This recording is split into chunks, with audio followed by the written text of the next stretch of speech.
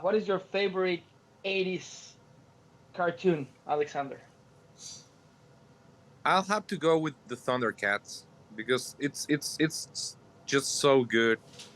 Like from the animation to the storyline to the characters, and I think it's too much work put into something like a cartoon. You know what I mean? Do you remember the Thundercats, Jake? Yes, I know about the Thundercats. However, I was born in '87, so I was probably too young to experience it in Yeah. in proper time. It would have been retroactive. So that's why I'd probably have to side with TMNT because I grew up with TMNT. I have been a Ninja Turtles fan for as long as I can remember.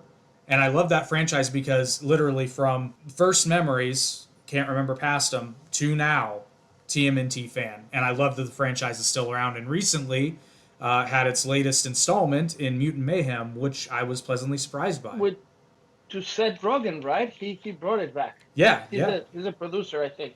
Did he direct the movie or is just a producer?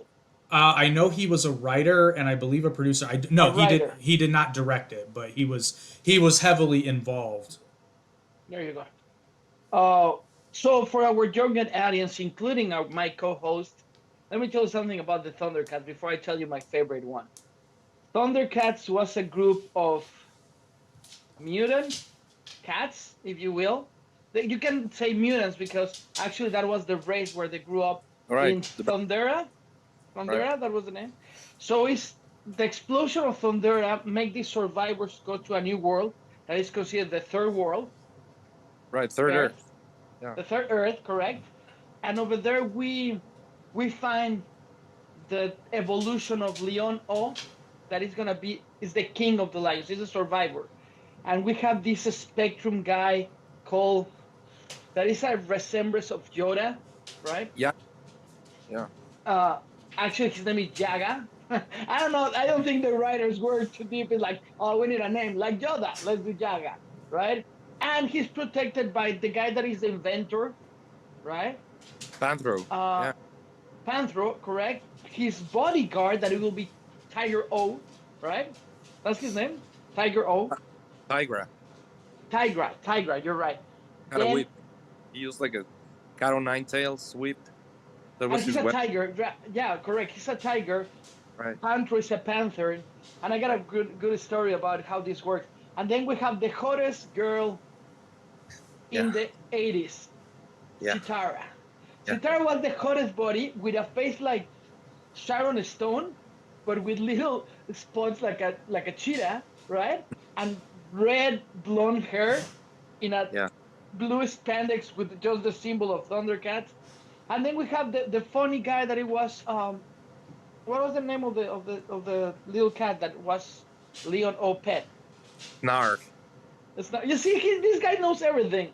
So I, Snarfs, it was the comedy part of the show because it right. was a family show and it was a part to Yeah. understand how you can build a friendship. And we see the something that we do in this podcast, Alexander, is we grab the reference that generate the changes for good or for bad in society. And the For sure. simple fact that how we were established the Thundercats, that he lost his family, but he got a new family within his friends, is something that create an evolution into the American society and Latin American society. Now we have Thanksgiving with friends, right? Well, blame the Thundercats. Sorry that I'm going to that, but it teaches us that even you lost everything, your world, your mom, your dad, and you are the heir, this group of people will love you, protect you like a family, and they love you for who you are, not for what you have. And in the mystic of the show, for our young fans, they have this amazing sword, an amazing gauntlet that holds the sword. He's holding the sword in the gauntlet. And when he plays a small dagger, and then he says the phrases, thunder, thunder, thundercats. And every time he moves the sword goes bigger. Yeah. Not in a sexual matter, behave, please, right?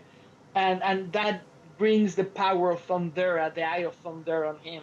And it was a fantastic. Then we have a second generation. Actually, 12 years ago, they made a new version in Japan that I Yeah. highly recommend.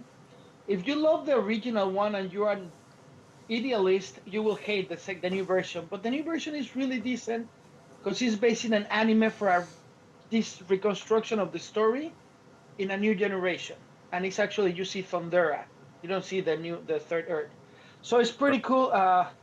So that's just a little introduction. As Alexander said really well, Jake, it's a really big, vast universe, the Thundercats universe. So when he said it was a really big work to put on it, sorry that I went a little long before I say my favorite one.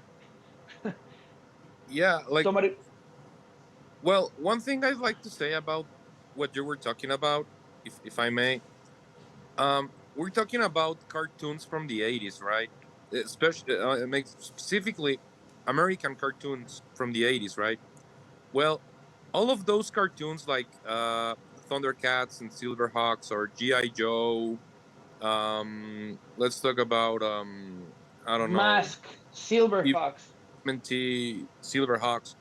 They all had like this message that spoke to kids, you know, because all this kind of media, although it's made for kids, it's everything but dumb. I mean, it's actually pretty smart, and it really teaches you things. You know, like myself watching those cartoons. Like I was born in Mexico. Like I'm Mexican. All my life I lived here in Mexico City. But I grew up watching those shows and learning from them. And this underlying theme among all of them, I don't know if the animation studios like they had the same idea or they were in on it, but they all had like this message to bring to kids, like you have to be a good person, you have to care about your friends, you have to care about the environment around you. Like we don't see that anymore in many things these days, you know. Like I remember at the end of each episode of those cartoons, you had like this special like service announcement, you know, like a PCA about, I don't know, like eat vegetables or help your neighbors or I don't know, respect your parents or like any kind of good message that you as a young kid, because kids are smart. I mean, like ever since I was a kid, I always had this idea like I like seeing material for kids that is smart, that it's not just for laughs, you know, and it teaches you things, and you, I mean, it helped me grow up like with the right mindset. Like at least that's how I see it, you know. Like what you were talking about, like whenever you watch the heroes in the cartoon, they're always good friends with their friends, and they're always helping themselves out, and the bad guys they're like real people, you know, like they're like selfish, they don't really care about the other bad And they're guy. not actually bad. They want their interest to protect their own. Yeah, like And they're not trying to go above their needs yeah, to help somebody else, you know, and the good guys do. Like, so I think that's like a big part of what we're talking about with 80s, especially 80s US cartoons, you know. and before we jump to the 90s, that's where Jake is gonna go and destroy me because in the 90s I was touring and I wasn't watching shows. I was an atypical '90s kid, so don't count on me destroying you on that because I'll touch on that. By the way, I remembered the Conan series I talked about in the previous episode. It was Conan the Adventurer, and Oh yeah, I remember. how I was an atypical '90s kid. I remember because that show was on when I was like 5 or 6.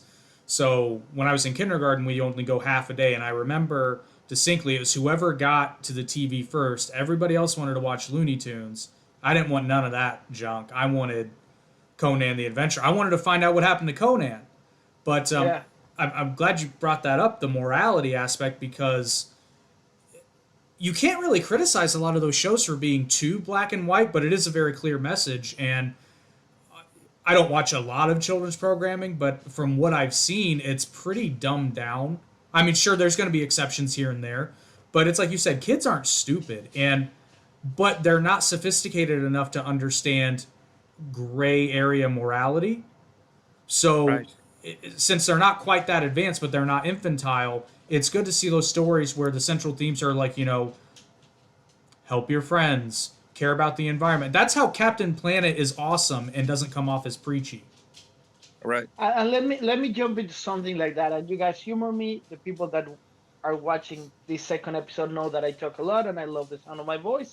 And you can listen to my band again. It's perfect because we need more followers. But something important, and I'm gonna go to the socio-political aspect of what you guys were saying. The reason why we need to have this special segment at the end is that every sponsor and producer, executive producer for these shows was Hasbro, Mattel, and the legislature says that if you're receiving money to generate money, at least you need to make this space of whatever that you guys call it, sending a message, because the evolution of commercials, TV commercials in these shows was the greatest thing ever.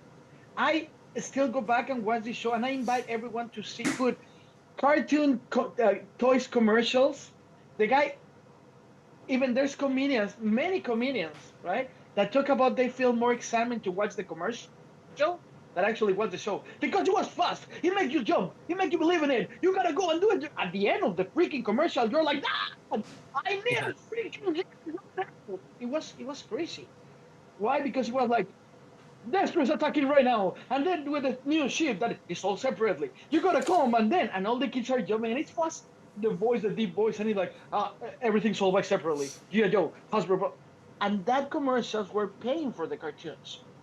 Right. Sadly, as time went by, I don't have the exactly date. If somebody want to put it in the comments, at the end of the 90s, it comes when a great Senate, thank you America, thank you Senate, it comes and say, you know what? We're not gonna let money for toys and the toys company keep making money with the Saturday morning. We don't. So they lost the sponsorship, because if you don't show, you don't sell, and if you don't sell, you don't have money. If you look deep into all these shows, they are property of Hasbro. They have a department in Hasbro just for the cartoon. Instead of doing just commercial, the cartoon was the right commercial. So they evoke the Right. good behavior and the good message, so that mom and dad were comfortable buying the toy. Now, I love those shows. Don't take me wrong. I'm talking the marketing, and that's kind of what the role that I've been taking here as a lawyer. The people that don't know that I'm a lawyer, I'm a singer, I run a company. The concept of how the political, society, and pop culture are connected is like DNA in a body. Everything is like this. So when the beautiful Senate thought that it wasn't good to keep using kids to buy toys to have, then becomes this revolution, and I haven't said what is my favorite one. I'm just saying, right?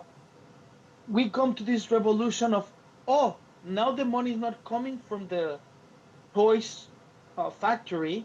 Now I can do whatever I want, and it's where Warner Brothers relaunch and throw the Animaniacs, that they're rebels, they're crazy. And then the revolution come with Rem and Stimpy. You guys remember Rem and Stimpy? Mm-hmm. And society, because before that revolution, if you wanted to have a cartoon, you needed to sell it to the toy company. So the toy company give you a contract to sell the toys, the action figures. And that's how you make a brand. Back in the day, I recommend a beautiful documentary. It's in Netflix. I will put the toys I grew up with, something like Toys that. Yeah, the toys that made us. Yeah. You will see it there, and congratulate. You see how he knows everything, Jake? We're gonna have before we end the show, we're gonna just ask him questions randomly to see how many he got. But let me go to my favorite one. Are you ready? Till the day, not even Marvel, Hasbro, Warner Brothers, Lionsgate, they've been fighting for this right, and they're so protected that probably I will never watch the Silverhawks, the movie. They've been trying so hard, but that show was the shit of the shows. It was fantastic. You have four bionic guys, five actually. One was the pilot, never five, just in one episode. And they're reconstruct as a metal body, and when their helmet closes, it looks like a hawk, and they go like this on their arms, and they're opening, and these are metallic wings. And the spaceship, because everything happened in the space. You have Cowboy, the pilot, that is the guy with this metal outfit, but with a bandana and with a cowboy hat and a guitar, man. A guitar. Imagine for a rock star what a guitar means in a show when you're growing up. And then on the wings, you have the twin brothers, that is a guy and a girl. See, that moment everything was equal. Before everybody was blabbing of, oh, everything gotta be the same. And we're talking about 1982. You got the brother and the guys in Spanish. Their name were totally different. We're called Acerino and Acerina. Yeah. Acerino and Acerina. And I don't remember the names in English. Probably Alexander will know them for sure. They do. Go ahead. They're Steel Wheel and Steelheart. That's their name. There you go. Oh, They're- still, that listen to the name. They sound like rock stars already. Then we It's have. Great show, Silverhawks. It's so good. Go ahead. You can keep going with Silverhawk. They're actually cops in space. Like the reason they had surgery to like enhance their bodies is so they could go police that part of the galaxy, because in the Silverhawks world, the mob actually, the bad guys are like the mafia in space. The Italian mafia, yeah. They shake down businesses. They like smuggle goods. And they're the cops, led by Commander Stargazer, which is like their leader. That he looks like totally like the commander of the Law and Order in the first episode. Even he was dressed the same. I'm not kidding. But you know what? I want to say something about the whole thing about the show coming after the toy line, because it's like you said, like the cartoon show is more like a commercial for the action figures, right? But I don't look at it like some kind of like a cash grab, like, because the toys are actually pretty good. Like the quality of the action figures is really high. Like you'd see like the sculpture of the figures, and like the actions you could take with them. Like some of them, like you could move the arms or have like some kind of like like fighting mechanism. Right? Yeah, I remember. The So steel you have card in the back had the thing. I have it. I mean, it's just you can see the effort put into something, because what I was talking about, like what like Jake was saying about the morality of the storyline, you don't really have to do that.